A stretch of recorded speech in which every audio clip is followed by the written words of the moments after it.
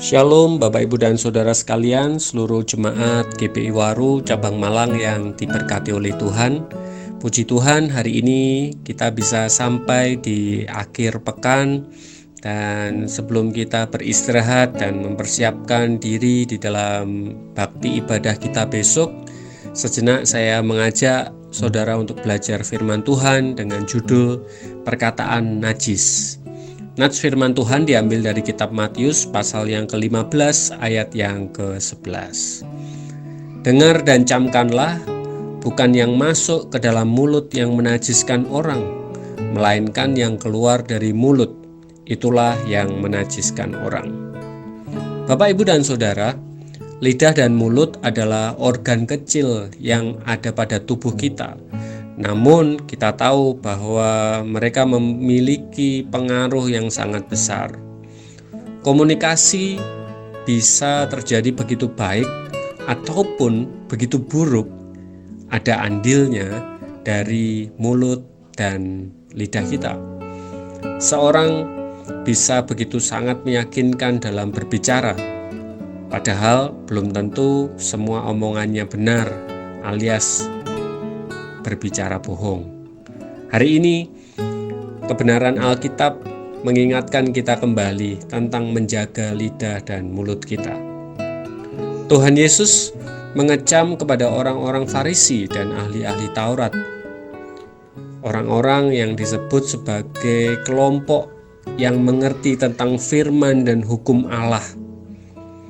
Mereka disebut sebagai orang yang munafik atau orang yang tidak bisa dipercaya. Pertanyaannya adalah, bagaimana mungkin seorang yang pandai tentang hukum dan firman namun menjadi tidak bisa dipercaya? Ada buktinya. Orang-orang Farisi dan ahli Taurat ini disebut sebagai orang-orang yang beribadah kepada Tuhan dengan lidah mulut mereka, namun hatinya jauh daripada Tuhan. Mereka sangat luar biasa di dalam praktek-praktek peribadatan, tetapi itu dilakukan untuk kepentingan mereka sendiri dan bukan untuk Tuhan. Inilah bentuk kemunafikan. Mari kita belajar supaya pengalaman orang Farisi dan ahli Taurat ini tidak terjadi dalam kehidupan saya dan saudara. Hal yang perlu kita waspadai supaya kehidupan kita bebas dari dosa adalah perkataan yang najis. Perkataan najis berarti perkataan yang berpotensi menjadi batu sandungan bagi diri sendiri ataupun orang lain. Jangan sampai perkataan kita ini memunculkan dosa. Mari kita menjaga lidah mulut kita supaya juga selaras dengan hati dan perbuatan kita. Dusta dan kebohongan itu menjadi kemunafikan yang sering dilakukan bahkan oleh orang-orang percaya. Marilah berhati-hati dengan hal ini, Bapak, Ibu, dan Saudara sekalian. Mari gunakan lidah mulut kita dengan dasar kebenaran firman.